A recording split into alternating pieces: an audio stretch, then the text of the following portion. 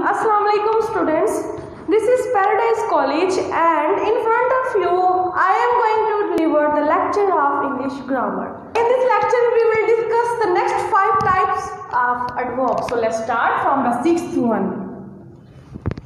The 6th one is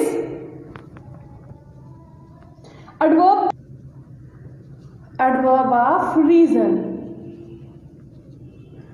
Adverb of reason जैसे कि नाम से शो हो रहा है तो वजह बताता है, एक्शन का रीजन, जो एक्शन हुआ उसका रीजन क्या था। तो ये क्या है, an adverb that tells us the reason of action.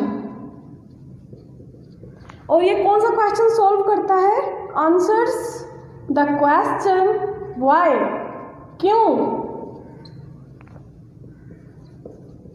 ये एक्शन क्यों हुआ, क्या शो करता है, रीजन।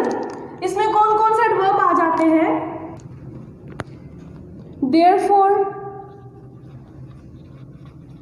हेंस, बिकॉज ऑफ,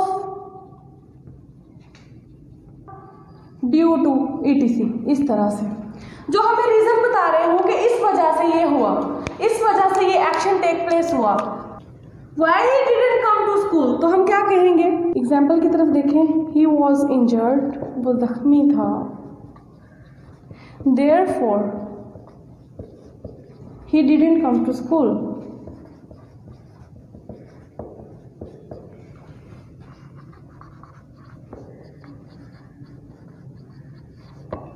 अब एग्जाम्पल में देखें जरा, he was injured, therefore अब हमने आगे इसकी रीजन बताई है, he didn't come to school, के वो स्कूल नहीं आया।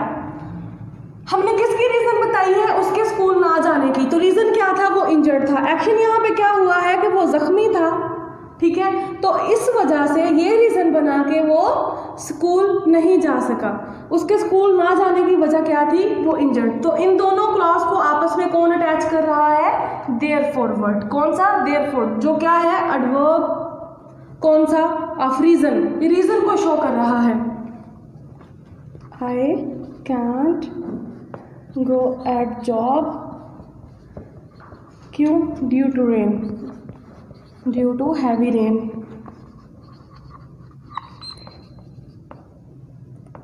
मैं बारिश की वजह से, मैं मूसलाधार बारिश की वजह से जॉब पे नहीं जा सकता। तो यहाँ पे ड्यू टू, ये अब देखें दो चीजों को आपस में रिलेट कर रही है। कांट गो, मैं नहीं जा सका। अब आगे ड्यू टू हमें रीजन बताएगा, हैवी रेन, के बारिश बहुत ज्यादा हो रही थी, इस वजह से मैं नहीं जा सका। तो हमारा रीजन क्लियर है बिल्कुल। अगर मैं कहूँ I can't go at job, just इतना इतना, तो आपको रीजन नहीं समझ आएगी। आप आगे से क्वेश्चन रेज करेंगे, व्हाई, क्यों। ये एक तो मेन वर्ब के बाद में यूज होता है, प्लस एडवर्ब ऑफ रीजन।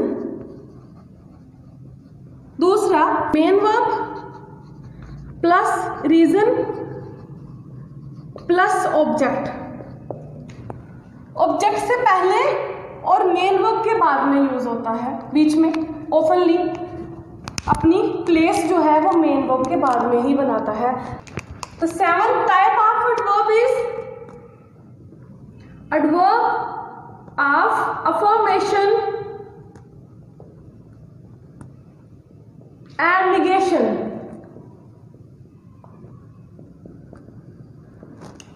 जैसे कि नाम से शो हो रहा है, अफर्म करना और निगेट करना।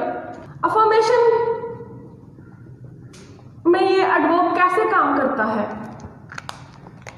एन एडवर्ब दैट कंफर्म करता है किसको, द एक्शन, एक्शन की कंफर्मिटी को कंफर्म करता है। यस, श्योरली, यकीनन एक्शन हुआ। उसके बाद सर्टनली, एब्सोल्युटली,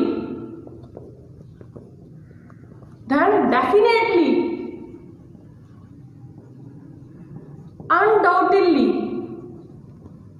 तो ये सारे क्या है, एडवर्ब ऑफ अफर्मेशन, इसमें अफर्म हो, पुख्ता हो, बिलीव हो कि ये एक्शन हुआ है पॉजिटिव में।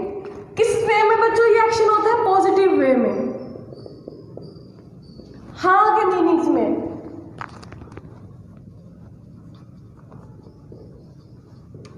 निगेशन में हमारे पास कौन कौन से एडवर्ब्स हैं?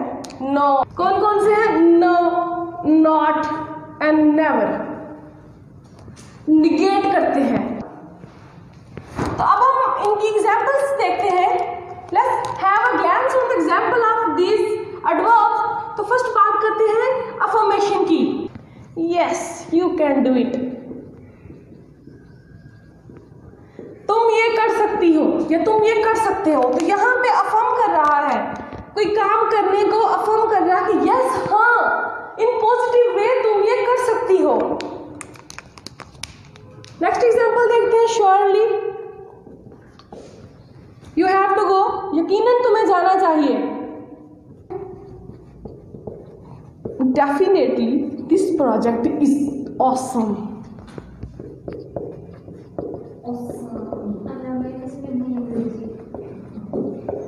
Definitely this project is awesome. तो यहाँ पे क्या कर रहा है, वो प्रोजेक्ट के ऑसम होने को डेफिनेटली मतलब यकीन में बयान कर रहा है। This project is awesome definitely भी यकीनन के मीनिंग्स में आता है, लेकिन ये क्या करता है, तारीफ के मीनिंग्स में आ जाता है कि यकीनन ये प्रोजेक्ट बहुत ही अच्छा है। तो आगे हम निगेशन की एग्जाम्पल्स देखते हैं कि निगेट में क्या होता है।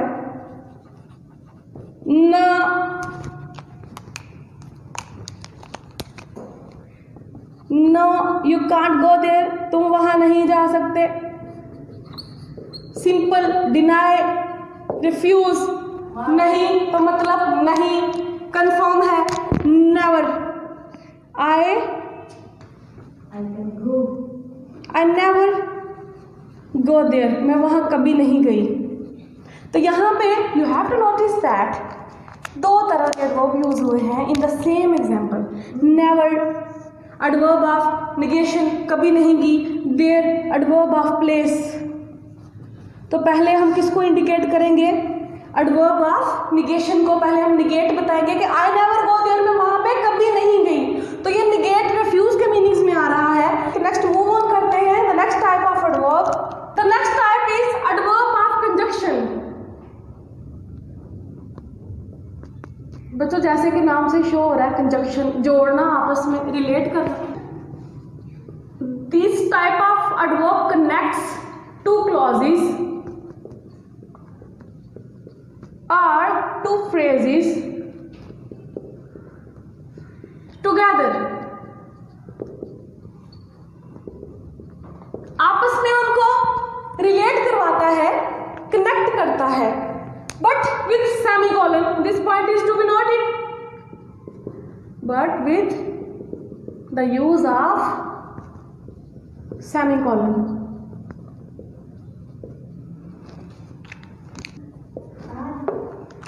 Not the use of comma।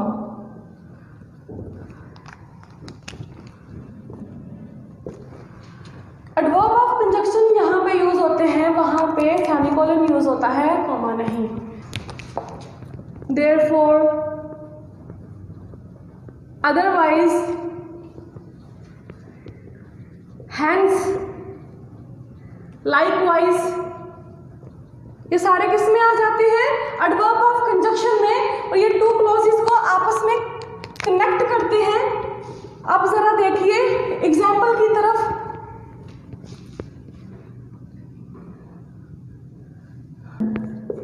It was raining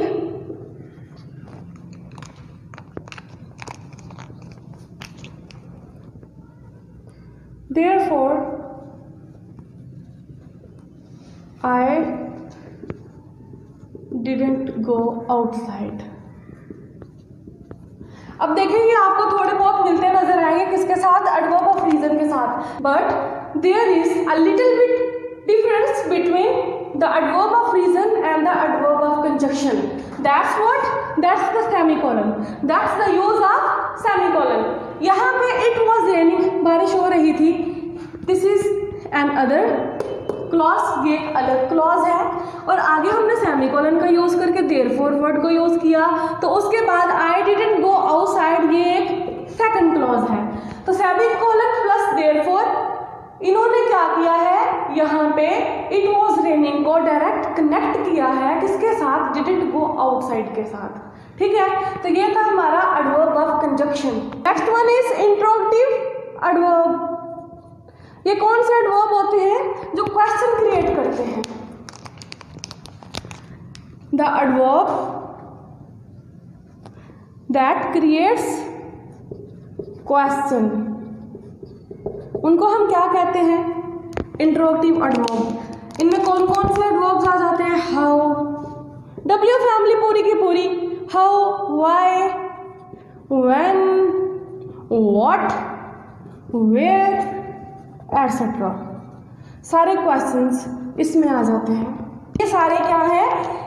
interrogative adverbs हैं। ये क्या करते हैं? क्वेश्चन रेट करते हैं। जैसे what are you doing,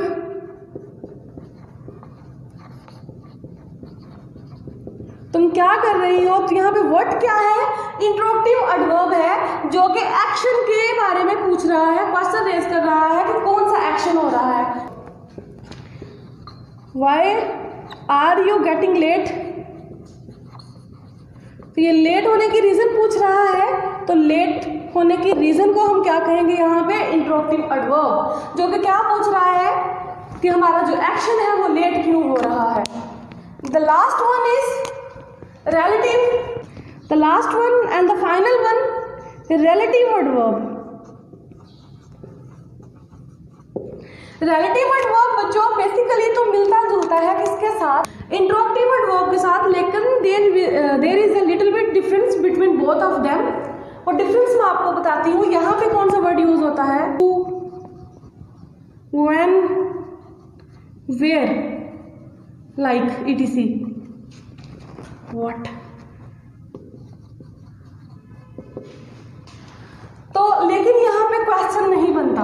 interrogative में हम क्वेश्चन करते हैं, रिलेटिव में हु, व्हेन, वेयर, मतलब इसमें क्या होता है? इसमें adverb of place, adverb of time, interrogative adverb, ये सारे एडवर्ब्स यूज होते हैं लेकिन कोई क्वेश्चन क्रिएट नहीं करते। अब इसकी एग्जांपल देखें। The boy who is playing is my brother।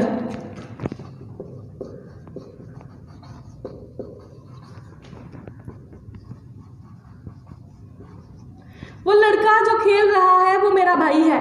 तो यहाँ पे who, इसने एक रिलेशन कायम किया है। रिलेटिव एडवर्ब्स क्या करते हैं? रिलेशन करते हैं, क्रिएट टू क्लॉजेस के बीच में। द बॉय वो लड़का, हु इज प्लेइंग जो खेल रहा है, इज माई ब्रदर।